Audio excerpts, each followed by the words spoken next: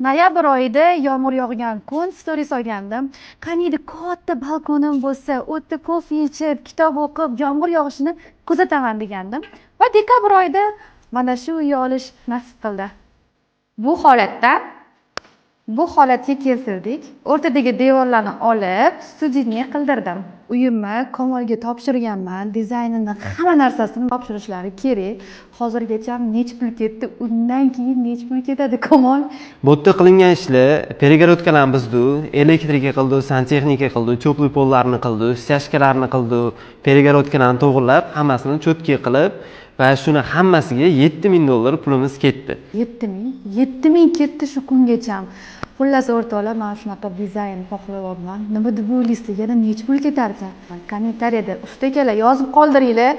Kamol meni aldab qo'ymasin, to'g'rimi Kamol? Bu yerda spalni joylashadi va televizor, undan tashqari bu yerda garderobni qilmoqchiman. Xudo xolasa, sizlar duo qilib qo'ysanglar, tez orada remontlarni tugatib ko'chib olamiz. Kommentariyada kutib qolaman.